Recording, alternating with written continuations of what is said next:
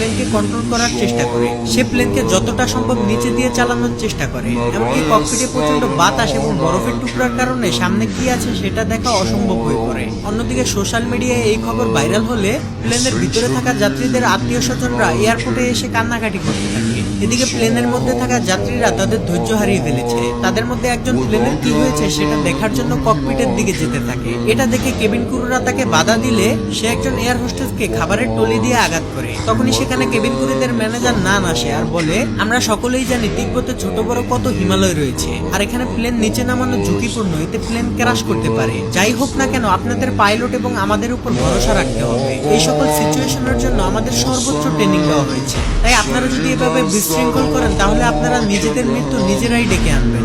নামের কথা শুনে যাত্রীরা কিছুটা শান্ত হলেও তারা প্রচন্ড ভয় পেতে থাকে। এদিকে ককপিটের মধ্যে লিয়াং যতটা সম্ভব লিউকে গরম রাখার চেষ্টা করে, আর লিউ জ্বরের মধ্যে দিয়ে সর্বোচ্চ চেষ্টা করে প্লেনটিকে সামনের দিকে এগিয়ে নিয়ে যেতে থাকে। অন্যদিকে লিউর স্ত্রী তাদের মেয়ের জন্মদিন পালনের জন্য খাবার তৈরি করছিল। তখনই তাকে কেউ একজন ফোন করে লিউর বিপদের কথা জানায়। ফলে সে আতঙ্কিত না হয়ে তার মেয়েকে সান্ত্বনা দিতে থাকে, কারণ তার অগাধ বিশ্বাস তার স্বামী প্লেনটিকে সঠিকভাবে ল্যান্ড করাতে পারবে। এদিকে লিউ প্লেনের ভিতরে আস্তে আস্তে অজ্ঞান হয়ে যেতে থাকে।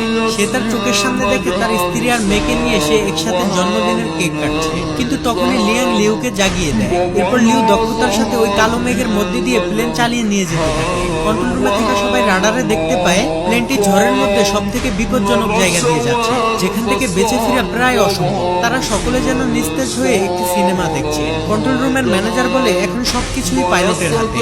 এমনকি বাইরের যাত্রীদের আত্মীয় স্বজনরাও তাদের জন্য দোয়া করছে। এদিকে প্লেনের ভিতরের পরিস্থিতি আরো খারাপ হয়ে যায়। প্রচন্ড ঝাঁকুনির কারণে প্লেনে থাকা যাত্রীদের ব্যাগগুলো তাদের গায়ের উপরে পড়তে থাকে। ঠিক তখনই প্লেনটি হঠাৎ রাডার থেকে অদৃশ্য হয়ে যায়। এটা দেখে কন্ট্রোল রুমের সবাই হতভম্ব হয়ে যায়। সবাই মনে করে প্লেনটি হয়তো ক্র্যাশ করেছে। সবাই প্রচন্ড ভেঙে পড়ে। কন্ট্রোল রুম থেকে তাদের সাথে যোগাযোগ করার জন্য সর্বোচ্চ চেষ্টা করে, কিন্তু এতে কোনো লাভ হয় না। তারা সকলেই বুঝে যায় প্লেনের ভিতরে হয়তো আর কেউই বেঁচে নেই। কিন্তু না, অলৌকিকভাবে যাত্রীরা তখনও জীবিত ছিল এবং প্লেনটিও চলছিল। ঝড়ের ভিতরে কিছু না দেখতে পেয়ে লিও মনে করে প্লেন হয়তো পাহাড়ের সাথে ধাক্কা খাবে, তাই সে লিভার টেনে প্লেনটিকে আরো উঁচুতে নিয়ে যায়। এতে প্লেনের ভিতরের ঝাঁকুনি বেড়ে পরিস্থিতি আরো খারাপের দিকে যেতে থাকে। লিওর মাথায় তখন একটা জিনিসই ঘুরছিল যে প্লেনের মধ্যে থাকা 19 জন যাত্রী এবং সে সহ 9 জন ক্রু মেম্বারের জীবন এখন তার হাতে, অর্থাৎ 128 জন মানুষের প্রাণ হাতে নিয়ে লিও তার সম্পূর্ণ অভিজ্ঞতা দিয়ে প্লেনটিকে কন্ট্রোল করতে থাকে। মৃত্যুকে কাছ থেকে দেখা যাত্রীগুলো এখন তাদের মনের কথা বলতে শুরু করে। অনেকে এই জীবনের শেষ ভিডিও বানায় তাদের প্রিয়জনদের জন্য। আর কিছুক্ষণের মধ্যেই প্লেনটি ঝড় থেকে বের হয়ে আসে। লিউর অনেক চেষ্টার পর পরিস্থিতি স্বাভাবিক হতে শুরু করে। এরপর ক্যাপ্টেন লিউ প্লেনটিকে অনেক নিচুতে নামিয়ে আনে, যেখানে পর্যাপ্ত পরিমাণ অক্সিজেন রয়েছে।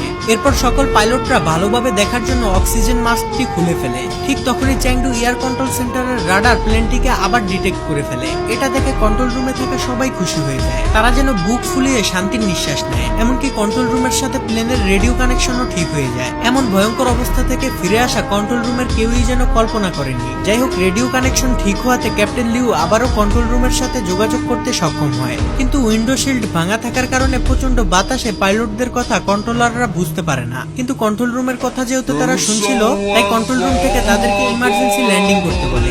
সাথে সাথে ক্যাপ্টেন লিউ ল্যান্ডিং গিয়ার চালু করে দেয়। আর এই সিগন্যাল পেয়ে কেবিন ক্রুদের ম্যানেজার নান যাত্রীদেরকে ইমার্জেন্সি ক্র্যাশ ল্যান্ডিং এর জন্য প্রস্তুতি নিতে বলে। অন্যদিকে প্লেন প্রচন্ড গতিতে রানওয়ের দিকে যেতে থাকে। আর এই টান টান উত্তেজনাপূর্ণ ফুটেজ ধারণ করে চ্যাংডুর গণমাধ্যম কর্মীরা। এদিকে প্লেনের ভিতরে যাত্রীরা ইমার্জেন্সি ল্যান্ডিং এর জন্য প্রস্তুতি নিয়ে নেয়। তারা মনে মনে দোয়া প্রার্থনা করতে থাকে। অন্যদিকে fire service, medical team, air traffic control সহ সবাই প্রস্তুত হয়ে যায়। ক্যাপ্টেন লিউ তার কো-পাইলট জু আর লিয়াংকে নিয়ে কোনো ধরনের ঝামেলা ছাড়াই মাটি স্পর্শ করে। কিন্তু বিপদ তখনও কাটেনি, কারণ চ্যাংডু এয়ারপোর্টের রানওয়ে ছিল খুবই ছোট আর প্লেনের গতি ছিল অনেক বেশি। ক্যাপ্টেন লিউ ইঞ্জিনের থ্রাস্ট কমানোর জন্য লিভার টান দিলে দেখে ইঞ্জিন স্লো করার লিভারটি লক হয়ে গিয়েছে। তাই প্লেন প্রচন্ড গতি নিয়ে সামনের দিকে এগিয়ে যেতে থাকে। এটা দেখে সেকেন্ড পাইলট জু লেগ ব্রেক দিয়ে প্লেনটিকে থামানোর চেষ্টা করে, কিন্তু অতিরিক্ত ব্রেকের প্রেসারে প্লেনের একটি চাকা ফেটে যায়। এটা দেখে কন্ট্রোল রুমের সবাই ভয় পেয়ে যায়। জু তার সর্বোচ্চ শক্তি দিয়ে লেগ ব্রেক চেপে ধরে, কিন্তু এতে খুব বেশি একটা কাজ হচ্ছিল না। এদিকে রানওয়ে প্রায় শেষ হতে চলেছে,